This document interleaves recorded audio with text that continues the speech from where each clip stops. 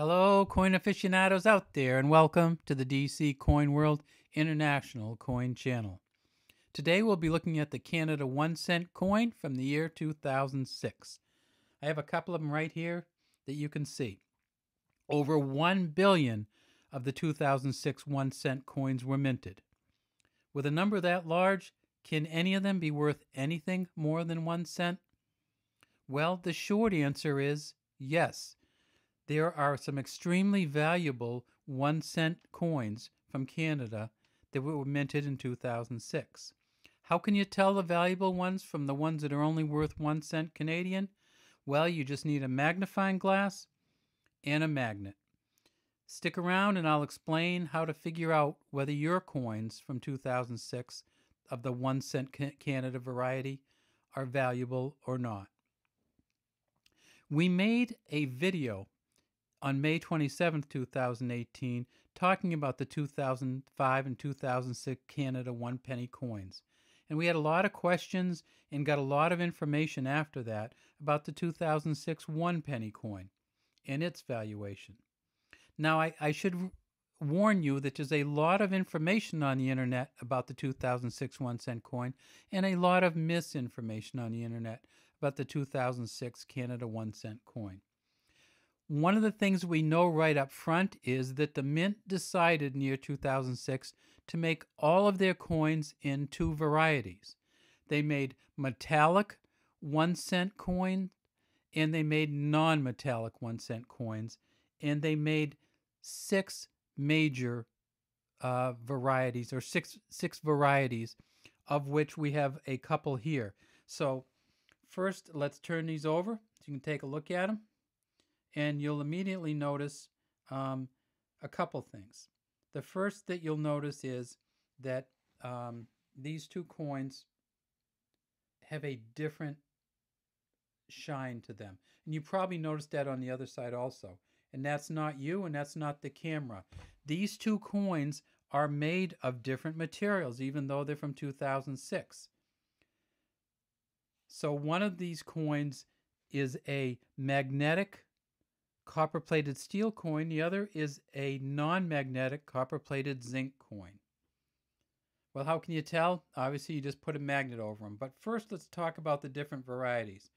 In the year 2006, they made what they called the plain variety. So this is a picture of Queen Elizabeth II.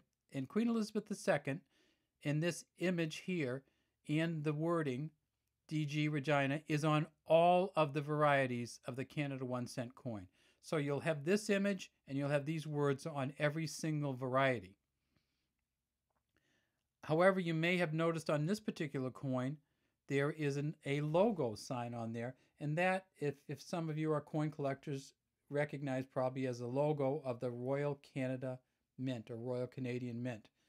The Royal Canadian Mint is the organization which mints the coins in Canada. And this on the left is called a RCM, Royal Canadian Mint, logo coin. And this on the right is called a plain. Well, the plain was made in two varieties. It was made in a copper-plated zinc variety and a copper-plated steel variety. The copper-plated steel variety, there are only 222 known copper-plated steel variety of the plain, so with nothing underneath. And the way you can tell is you find the plain, you put a magnet on top, and see if the magnet picks up the coin. In terms of the RCM logo, let me say what the other side of that is. If it's a steel variety, there were 222 made. If it's a copper-plated zinc variety, there were 866 million made. So if you have this plain in a copper-plated zinc, it is worth about 1 cent Canadian today. If you have it in a copper-plated steel, it could be worth as much as $50 or more. Now, if you have the RCM logo also came in a copper-plated steel and copper-plated zinc. Again, the copper-plated steel is magnetic, and at least the numbers that we have of that are 176 million of the non-magnetic variety and 137 million of the magnetic. So the RCM logo variety is not going to be of much value to anybody. In some cases, you might be able to get 9 cents or so for a copper-plated steel variety of the RCM logo, but in general, it's not worth much more than a cent. Now, there was another variety that was also made in copper-plated steel and copper-plated zinc, and that was the P variety. Now, I don't have a P coin with me today, but I want to show you the P. See the P here? That's the P mint mark. That's very easy to tell, and it will look similar to this, except it won't have the third portrait of the queen. It'll have the fourth portrait, and it'll look like this here, but there will be a P underneath, and you won't be able to miss it. If you have the P variety of the 2006 Canada 1 cent coin, it'll be P right down here, and you won't be able to miss it. Now, do I have a magnetic 2006 1 cent plain? Well, we can just pass the magnet over the top of it, and you see I can't pick anything up. Do I have a magnetic variety of the 2006 RCM logo?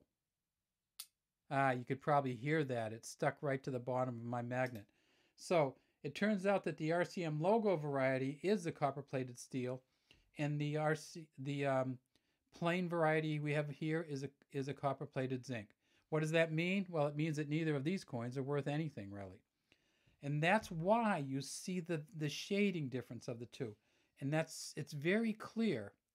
This is the steel. This is the zinc. And the steel has a different heft to it, a little bit of a different feel to it, and a little bit of a different clang when you bang it against other coins. I also have about 6 other 2006 varieties, so I thought I'd kind of put them together here and run the magnet over. And just do this with all your 2006s just to see. Nothing. So these are non-magnetic, and I'll turn them over, and it's a plain, non-magnetic plain. We know that's not worth anything. Non-magnetic plain, not worth anything. Non-magnetic plain, not worth anything, and a non-magnetic plain of no value. Okay, so to finish up, if you have a 2006 Canada 1 cent coin and it is plain and magnetic, you are in luck. If you have a 2006 1 cent Canada coin and it has a P on it underneath and is non-magnetic, you're in luck. Other than that, you have 1 cent for every 1 cent you have. Okay, thank you for watching here today. Have a great day. If you have any comments, please feel free to leave them in the comments section. And if you have any coins that you'd like us to take a look at, feel free to leave comments about that also. Again, thank you from the DC Coin World International Coin Channel.